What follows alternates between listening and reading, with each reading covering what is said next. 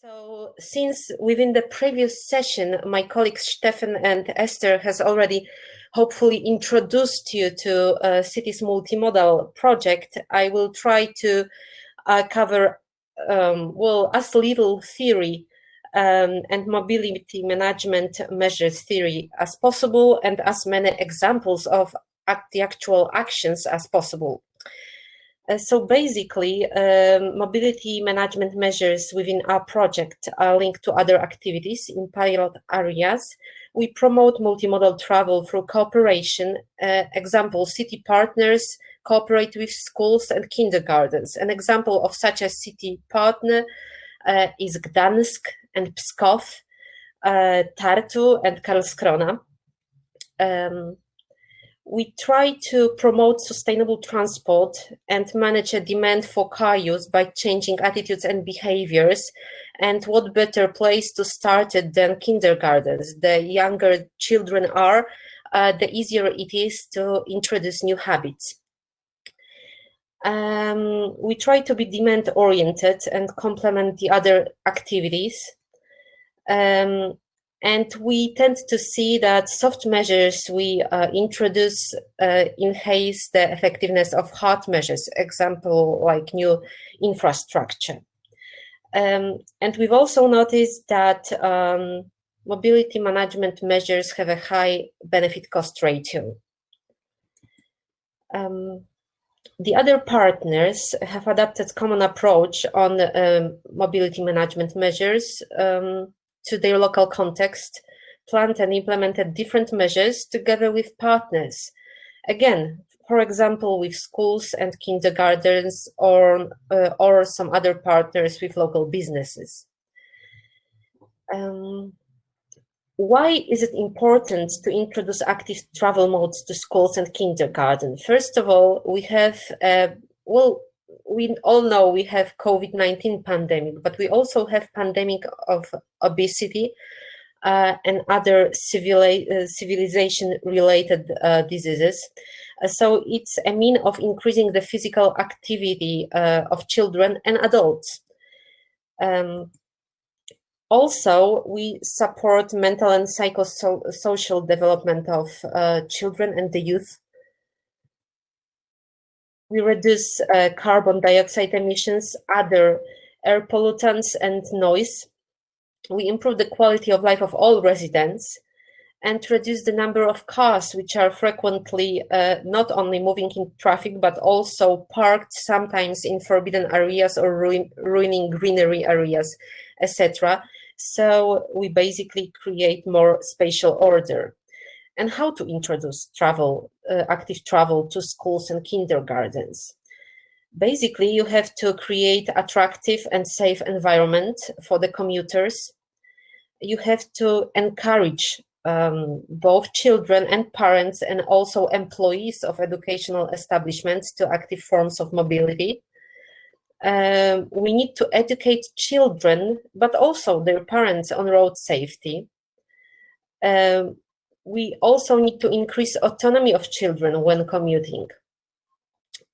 Parents frequently say that they would be afraid to send their kids to school in public transport, and it's safer when they are guarded and driven up to the doors of the school, whilst in fact they are jeopardizing safety and creating more traffic, generating more traffic around schools and decreasing safety of other children. We need to raise awareness on the benefits of sustainable mobility for individuals, but also for the environment. We need to consolidate students' experience of sustainable and safe mobility so that it is continued when they are adults. And as already mentioned, we need to start as early as possible. It's easiest with preschoolers aged 3 to 6, because they are quite enthusiastic to take up the challenge. They can perceive cycling or traveling with a scooter as a way of playing and spending time with parents. Teenagers might be more skeptical. So you need to adapt the educational method and the content to the age of the audience. And what we tend to do within a city's multimodal project is to offer practical tools such as complete lesson scenarios, including activities, including introduction, including arguments, and basically we have the scenarios for mobility managers handbook ready, and these are for different age groups. So also, there is an interesting role I would like to introduce you to. In Gdańsk, we are actually certifying areas, pilot areas around schools in terms of safety. We start with research on commuters and school staff, checking the perceived and actual dangers. And we also address the area by a study visit with traffic engineers and specialists. And within the course of certification, a new role originated is a school or kindergarten mobility manager. And who's that? This person is actually an educator who's able to work effectively with children. It's an expert on promoting pro-ecological and sustainable transport. It's a teacher designated by his manager, basically, responsible for the promotion of sustainable mobility in the institution. It's also a spokesperson for the unprotected traffic participants. It's a person who initiates new activities and education around the sustainable transport, and also an animator. And finally, a person who is in charge of networking that supports communication between schools and the municipality. And we aim to have such a person in each public school in Gdańsk already. Whilst promoting active travels of kids and youth, we cannot omit safety aspects. We need to introduce commuters to basic traffic rules. It's crucial to effectively plan the time that's needed to get to school, because rush interferes with concentration and can lead to accidents. Especially for younger children, it's helpful to find other children in the neighborhood who are taking the same route and consequently could travel together. It's important that persons who are in charge of promoting sustainable and multimodal transport, and already mentioned school mobility managers, involve parents in a thorough check of the route. It's good to choose well-lit and busy roads. And by busy roads, I don't mean busy with car traffic, with motors. I mean busy with pedestrians, so that a child can ask for help when necessary. If a child is to be traveling, following different routes, or commuting by different means of transport, it's good to actually, if a parent or a guardian follows the route with a child several times and pays attention and draws child's attention to potential dangers. And also it's crucial, and it's probably mostly on the municipality and roads managing authority to take care of the development of and traffic organization around schools and kindergartens, but obviously it could be a grassroots initiative as well.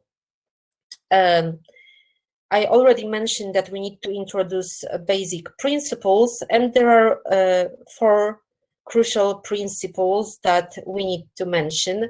I see that time is running fast, so I won't go into details. I'm pretty sure that the audience knows these rules already, and I'm pretty sure that the presentation will be available afterwards. And I would like to go straight into good practices of our partners. So basically, we focused on participatory approach. We tried to involve our target groups. We focused on competitive approach. We organized thematic days and different awareness-raising activities. Here are some examples from our partner city, Hanseatic city of Rostock. So one of the our Rostock's colleagues' idea was to take part in a European Climate Alliance campaign called Zoom, Children in Motion. Within a week of activities, students were supposed to collect green traces during active travels to and from school. The teachers discussed sustainable mobility, climate protection, and local nutrition. And the traces collected in Germany and elsewhere in Europe were to be presented at the United Nations Climate Summit as children's contributions to climate protection. Then there is another idea, Family Cups postcard action. Children drew and described daily trips to school. And these best works were to inspire a postcard project to raise awareness among parents.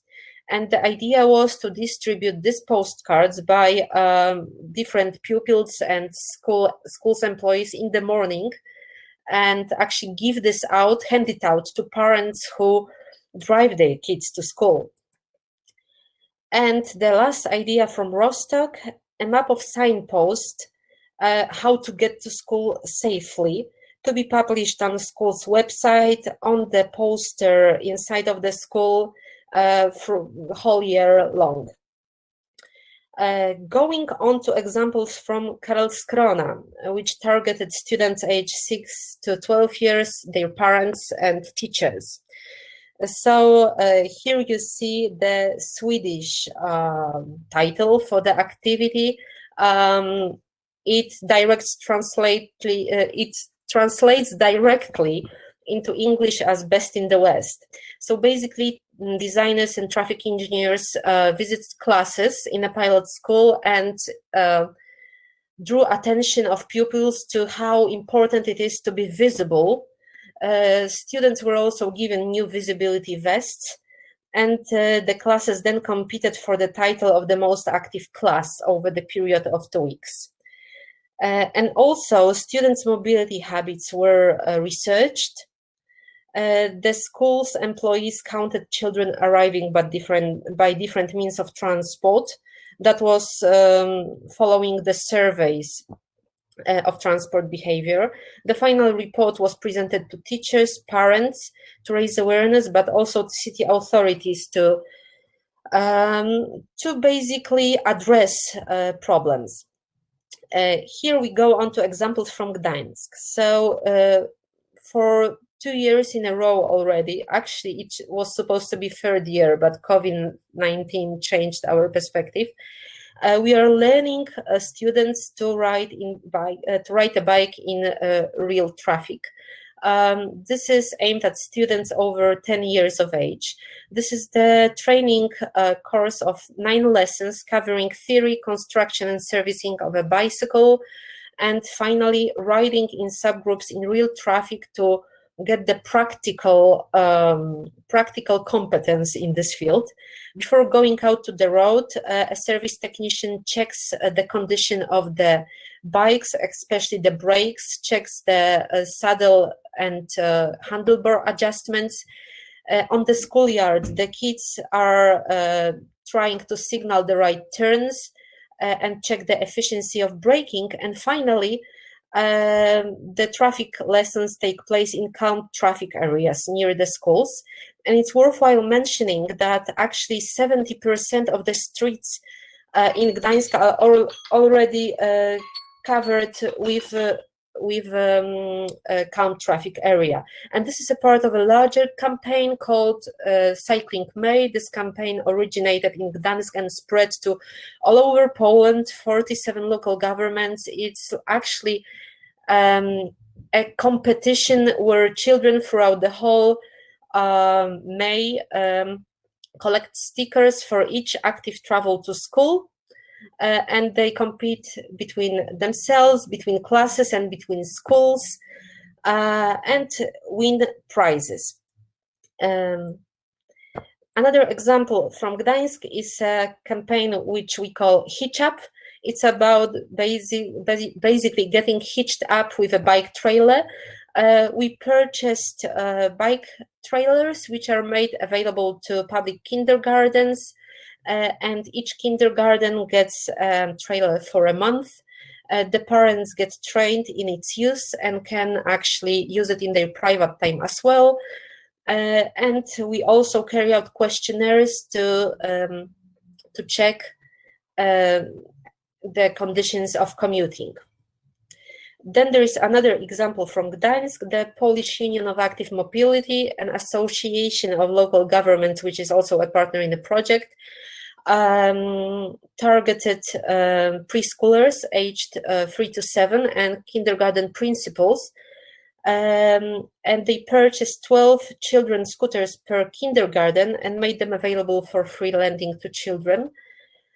Several kindergartens got equipped, and this way local mobility points were created. Parents learned about the campaign and active travels, and also there were special galas with photo shooting and with kindergartens receiving certificates. Some examples from Tartu as well. So Tartu targeted students aged 13 and 14 years.